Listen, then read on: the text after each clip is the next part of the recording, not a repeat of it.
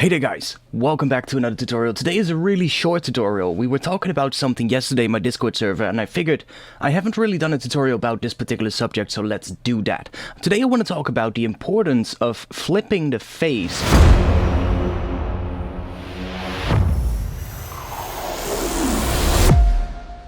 So I've got a bass that sounds like this. Just a really simple bass I made in Operator. Then I've got a kick pattern that sounds like this.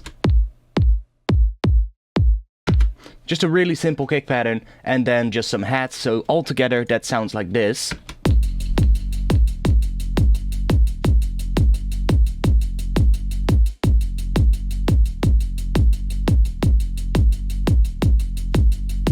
Now there is a little bit of distortion happening, and that is because there's no sidechain going on between the kick and the bass, but that is also because I kind of wanted to demonstrate what this technique does. So I've got a second kick here. I kind of high pass the kick to make sure that it has no sub bass and that it should not interfere with the sub bass of our other kick. But this is just a kick by itself. And this is the other kick by itself. You can hear that I've taken out all of the sub, but if I play the two together,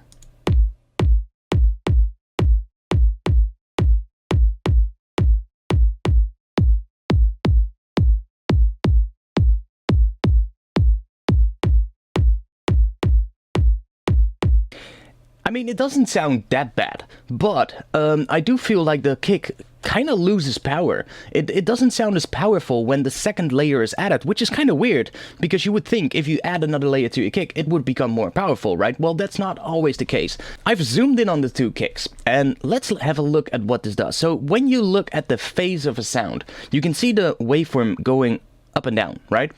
Up is positive, and down is negative. And just imagine an imaginary line going straight through the middle of the waveform. You have the positive phase and the negative phase. So right here at the top it would be positive, right here at the bottom it would be negative. So if we zoom in on the phase, we can see that at the start we have some phase cancellation going on. Right here we have a negative phase on the top kick. As you can see, we are at the bottom, so we have a negative phase. And in the other kick, we have a positive phase. So those two will kind of cancel each other out. We won't lose the entire kick because they're not exactly the opposite of each other, but because they are in an opposite phase, they will create phase cancellation. And if we look at the kick, like right here, we have a positive phase. And in the other one, we also have a positive phase. So that kind of lines up. But then here, we have a negative phase. And in this one, we have a positive phase again. Same for here. So for a lot of sections of this kick, the phase is actually not correct. It's actually out of phase. And thus, if we layer this kick drum, we're going to lose quite a bit of our original kick because the second kick is canceling out some of the frequencies. And the frequency it's actually canceling out the most is the sub bass. So let's see what we can do with that. Because if I layer this on top now, you just heard it. Like if I play it with the bass, listen to what happens. So this is with just the first kick.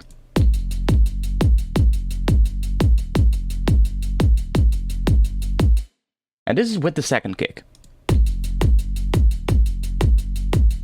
The low end sounds very messy, very rumbly. It's not really as clean anymore as when we use the single sample. So what can we do? Well, if you take that secondary kick and on there, you put a utility device, and on the utility device, you turn these two buttons on. So the left phase and the right phase knob. These basically mean when you turn it on, it'll flip the phase for that particular channel. So if I turn the left button on, like it is right now, it'll basically invert the phase of the left channel. So everything that is positive now becomes negative, and vice versa.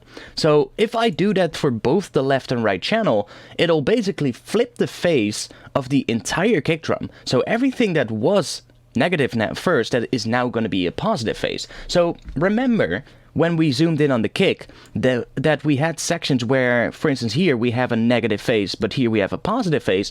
If I flip the phase, then now this one is going to be a positive phase in this section instead of a negative one, and thus it'll line up with the other kick. So let's listen to the difference. This is the kick drum without the phase inverted on the second kick sample.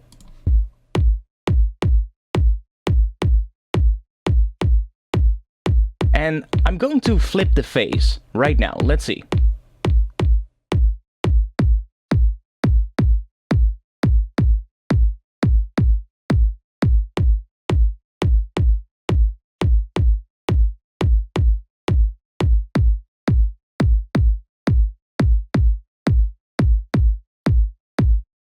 Did you hear how much cleaner our kick sounded? I feel like with this particular instance, it's very clear. Like the kick drum with the phase inverted, it just sounds way better. It sounds way cleaner, especially if I listen on my headphones. I can just hear that the low end becomes very clean again, just like we had in the original single kick drum sample, but now we have a secondary kick drum layered on top of it that actually makes the kick feel a little bit different. And if we listen to it together with the rest, so let's hear the difference here. So this is without the phase flipped.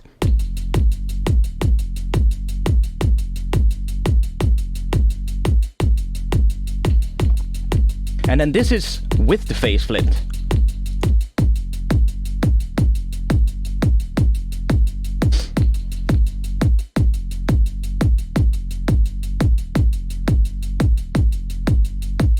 So that was it for this video. I hope you learned something, even though this video was pretty short.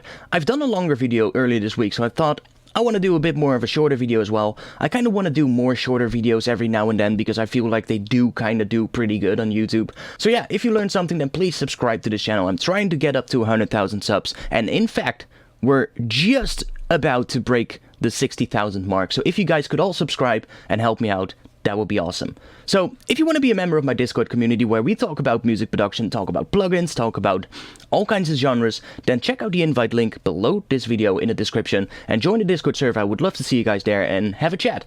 Also, if you have time to tune in tomorrow with the live stream, I'm doing a live stream every Friday at 8 PM Central European time about anything music production related. It could be working on a track, it could just be doing random sound design, I could maybe even be giving feedback to viewers or just answering questions of viewers, but most of the time I'm just producing music and you can watch how I do that. So if you want to be a part of that, then tune in upcoming Friday, and other than that, I hope to see you guys soon. Peace!